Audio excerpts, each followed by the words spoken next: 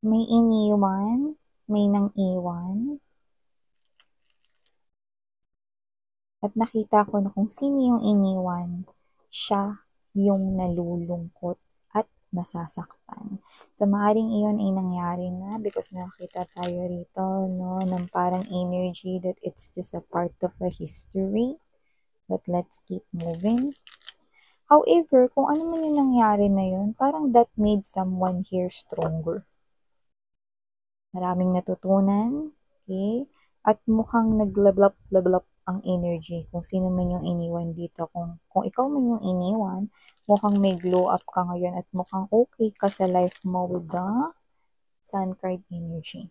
However, I'm sensing right here a different energy. Okay? And that's what we're gonna find out because magkasalungat ang enerhiya ninyo nitong tao na to, no? At alamin natin sino siya. Pwedeng siya yung taong nang iwan sa inyo, but let us see.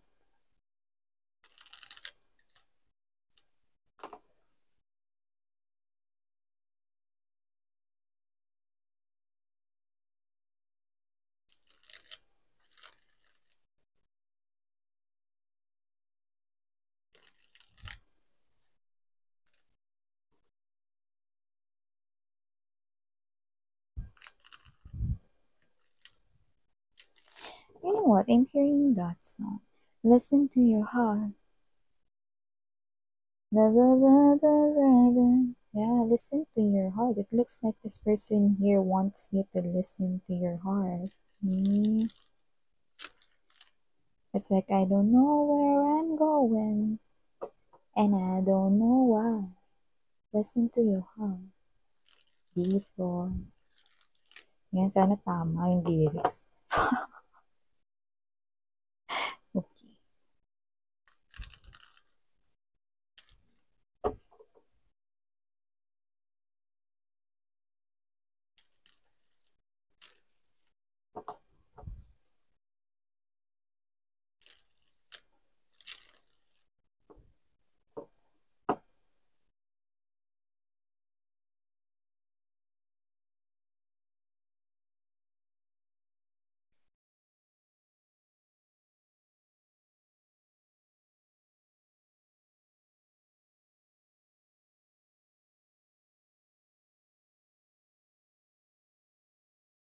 Oh.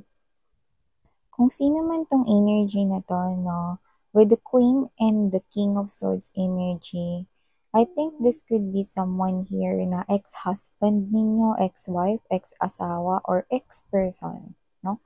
Dating naging kayo, in short, may history sa inyo, no? And it's a romantic history here. However, the world card is present right here at the middle, no, ng inyo ritong connection. So, ibig sabihin, nagkaroon na rito ng ending or separation, no? Separated na kayo ngayon, no? At posibleng hindi na rin kayo nagko-connect. Kung nag-uusap man kayo, parang patungkol na lang to sa ibang bagay, no? Kung may mga anak naman kayo, possible na tungkol na lang to sa mga bata, ganyan, no? Pero yung tungkol sa inyong dalawa, I think yun yung pinakaiiwasan mo ritong mapag-usapan, no? Pero I think yun yung gusto niyang pinakapag-usapan. Yan. So, nakakita ko dito ng communication with the strong Ace of Swords energy, no, that this person here wants to initiate. Okay? Let's keep moving. Strong presence of Death card energy is an energy right here of someone wanting a new beginning, no? At nakita ko dito, alam mo kasi hindi lahat ng mga tarot deck, no, ay meron ditong sun, no, sa Death card energy because here the sun indicates revert. So kung sino man tong ex-husband, ex-wife, ex-boyfriend, ex-girlfriend, someone you had history with, may mga anak man kayo or wali, this person here looks like yung gusto niyang pag-usapan is about your new beginning, no? About sa inyong dalawa at hindi about sa ibang bagay. So, yeah, let's keep moving. However, matagal na kayong tapos or tapos na kayo. And this person here may hates you now for being honest. Yan, no? So, mamaya sasabihin ko sa inyo kung bakit naiinis siya rito dahil masyado kayong honest. Okay? Right at the middle of this reading is the Ten of Wands beside the Two of Wands energy. Okay? Sa yung side, I do see that there's this Ace of Coins in reverse. Bottom of the deck, we have here, guys, this Six of Cups, Eight of Wands, and the Five of Cups energy. So, before we dig deeper into this type of reading ninyo, let me just greet everybody first. Hi and hello there, new subscribers. Ako po si Yan. Welcome tuloy. At sa mga returning viewers, thank you sa inyong walang sawang suporta. At kung hindi niyo pa po alam, mayroon pa po tayong other channel. Link is down below sa ating description box. So, if you're interested na tumambay din dyan, see you there. So, yun nga mga babes, no, kung hindi niyo pa rin po knows, meron akong inopen na door because I would like to extend, no, some kind of help for those people na walang contact with their person, no, or possible na yun nga, no, hindi nakikipag-communicate yung person ninyo, pero nasa isip niyo pa rin siya, no, curious kayo about about his or her current feelings for you, or kung meron ba siyang possible message for you, no, we're gonna get that person's energy real time. Yeah, so you heard it right, real time, current energy ng person ninyo. So if you're interested, you can message me here sa The High Priestess Tarot kr@gmail.com. Okay? Para mag-inquire. So yun nga mga babes, na before we start, wala po tayo ditong gender, babae, lalaki, LGBT, lahat kayo. Welcome. At um, sa mga tarot or energy readings, wala rin po tayong time period. So, posibleng ito ay tapos or nangyari na sa iba sa inyo. Sa iba naman nangyayari sa kasalukuyan at sa iba naman ay hindi pa. At isang prediction sa kanilang hinaharap. So, dito nakita ko that whoever this individual is, no, this person here hates you for being honest. Why? You are appearing here as the Queen of Swords energy. Okay? Parang kayo to na wala na kayong dapat pag-usapan, ang inyong relasyon ay matagal nang natundukan, no? So, nakita ko rito mga babes na matagal yun na rin inilibing ang inyo ritong pagmamahal sa person na to. However, hindi naman pinakita sa akin dito ano man yung pinakarason kung ba't kayo naghiwalay, but with a strong world card energy, kung ano man yun, yun din yung um, naging dahilan kung bakit lumayo. Gap kasi to eh, no? Kung ba't lumayo ang inyong loob sa kanya. Okay? Or kung bakit parang nagkaroon rito ng parang energy na umiwas ka, or ikaw ito na parang alam mo na hindi na ito healthy relationship, so in-end mo na rin ito, no? So I think you made a big decision to end this connection with this person right here because you think yun yung pinaka-best na dapat mong gawin. However, this person here, after that long time, no, gusto niya makipag-communicate sa inyo. Yan, no? But this time, tungkol sa inyong dalawa naman. Yan, no?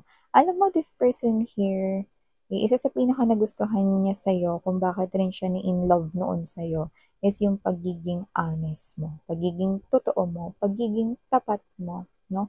Kasi, parang ikaw to, no, na alam niya hindi ka sinungaling. Maybe you hate someone na sinungaling. Okay? Kasi ikaw to na parang sinasabuhay mo dito yung pagiging totoo, hindi lang sa ibang tao, kundi lalong-lalo na sa sarili mo. No? Kasi parang ikaw to na kapag nagsinungaling ka, parang mo na rin sinabi na okay lang na gawin ng ibang tao sa'yo na magsinungaling rin sila sa inyo. No? So this is you na you live by that truth, no? Na parang gusto mo na wag magsinungaling with other people kasi gusto mo na gawin rin nila maging totoo sa'yo. Okay? In any way, shape, or form. So, dito mga waves, no, ano nga ba to? Bakit naiinis na siya ngayon? Kung bakit ka honest, 'di ba? So, dapat natuwa pa nga siya, miss yan, kasi nagiging honest ako rito, no? Alam mo kung bakit? Kasi with this communication, it's an adult communication, it's a serious conversation between the both of you. Yung mangyayari dito is nakikita ko na hindi niya makukuha rito, no? Yung bagay na gusto niyang maging ending ng inyong usapan. Kasi gusto niya nga rito ng revert, gusto niya nga rito ng new beginning for the both of you guys. However, this is you, you're not open for it anymore. I think you've already closed your door long time ago na, no? And this is such a burden here for this person, no? Parang kasi kayo to na pwedeng direkta or straightforward ninyong sinabi sa kanya, no? Na hindi yun na siya mahal or hindi na kayo willing makipagbalikan sa kanya or parang kayo to na matagal nang tapos yung chapter ng inyong love story at hindi ka willing na i-open yon, no? At ikaw ito ni hindi mo na siya binibigyan ng tsansa, no? Para muli kayong mag-get back together, no? And you are so honest and blunt about it. Kaya naman, nasasaktan siya doon, no? Parang siya ito na parang sa thoughts niya, no? Kinakausap niya yung sarili niya, no? Or kinakausap ka niya sa thoughts niya, no? So, maaaring hindi niya to sabihin sa inyo directly, pero I think after mong sabihin yun, na parang you're not open for giving him or her another chance, this person here will talk to you, pero sa kanyang isip lang na parang masyado kang honest. Sana naging considerate ka naman, no? Parang ganun eh. Parang sana naging considerate ka naman. Ano ba Tagalog na considerate mga babes, no? Para sana naging understanding ka or maunawain ka, yun din. No? So, parang ganun yung sinasabi niya rito na parang sana hindi mo na lang in-straightforward, no? Parang nasaktan kasi siya, no, dun sa sinabi mo, no? Na parang alam niya kasi na hindi mo kaya magsinungaling, no? So, parang ikaw to na masyado kang naging totoo, nagpakatotoo ka masyado sa sinabi mo na ayaw mo na sa kanya, no? Kaya parang, alam mo yung parang sampal yun sa pes niya, eh. Yun eh, no? So, nakita ka dito that whoever this individual is, nasaktan siya rito dahil masyado kang totoo sa mga sinabi mo. Naramdaman rin niya na hindi ka nagsisinungaling. Yan, no? So, nakita ko dito na open siya, no, for changes, no, or sa pagbabago, no, na gusto mong makita, no, at sa mga bagay na gusto niyang gawin or i-offer sa inyo, willing siya, no, na parang to do actions and to do extra mile, no, para dito sa inyong connection if ever nabibigyan mo siya ulit ng another chance. But it looks like, okay, your walls right here ay mataas, no? Parang ano na yung Great Wall of China. Kasing tibay rin nun, no? Na parang kasing taas, kasing tibay nun, no? Parang kayo ito na never nyo na talaga siyang paakyatin, no? Sa bakod ng inyong life, ng inyong world, no? So, nasasaktan siya ron, no? Kasi parang kayo to na diretsahan niya yung sinabi sa kanya. So, nakita ko dito na iba sa inyo, hindi naman talaga kayo nagho-hold ng grudges or hindi naman talaga kayo as in nagtanim ng galit sa kanya. Pero kung sino man siya, nakita ko dito, no, na siya ito na parang ayaw niya na rin dagdagan yung burden mo. Naiintindihan niya kung ano yung pinanggagalingan, ba't ka naging ganyan.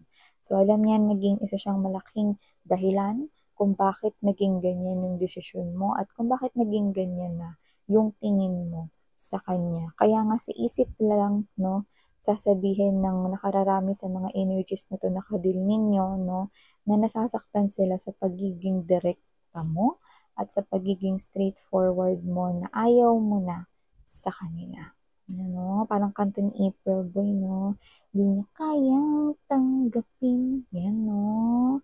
Natuluyan ka na talagang nawala sa kanyang feeling, diba?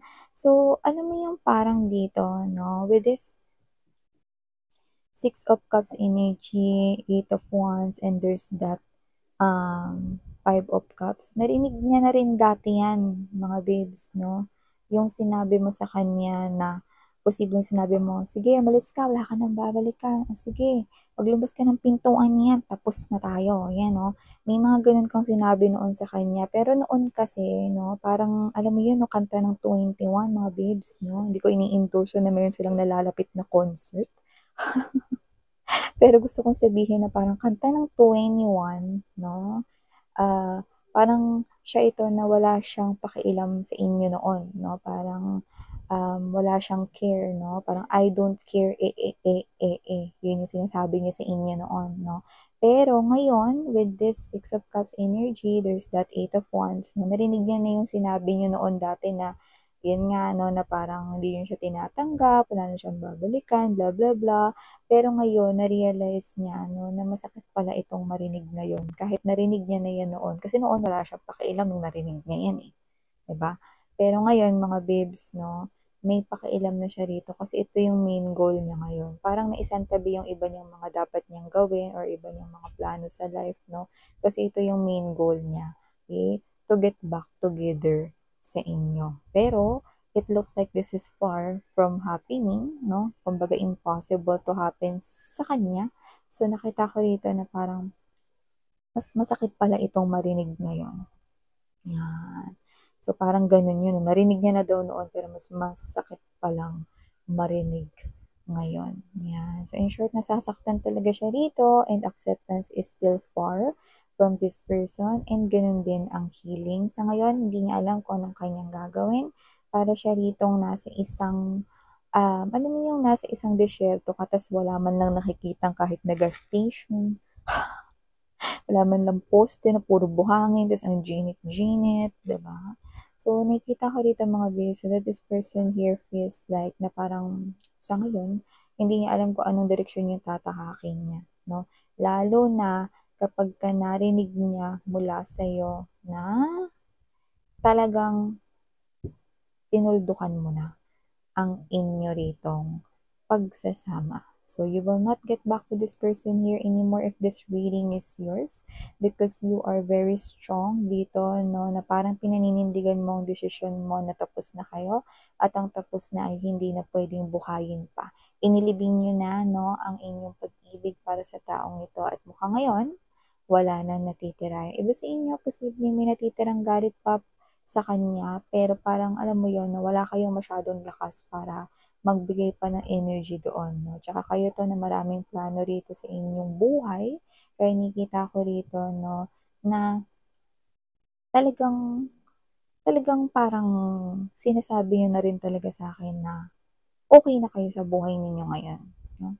At hindi na kayo muling magbabalik pa sa kanya. Kabaliktaran naman ng kanyang energy, no, dahil lang itong tao na to, no, parang ito yung pinakaimportanteng bagay na dinidil niya ngayon, ang nasa ang tungkol sa inyong dalawa, you know. Kasi parang sinet aside niya dito yung iba niyang mga dapat gawin, 'no, para maasikaso niya itong sitwasyon ninyo, 'no. Pero it looks like this is not something here that's easy to fix or to repair, 'no. So kung sino man 'tong energy na 'to, 'no, this person here is really embodying a lot of nostalgic energy, hmm. At nakikita ko rito 'no, na this person here medyo matatagalan siya rito maka-move on, eh, dito sa sitwasyong ito. So yeah, these are all the messages we've got right here for you, sweetheart. Thank you so much for your time here, babe. Muli ako po si Yan. Sarang ngayong Love and Light. Annyeong.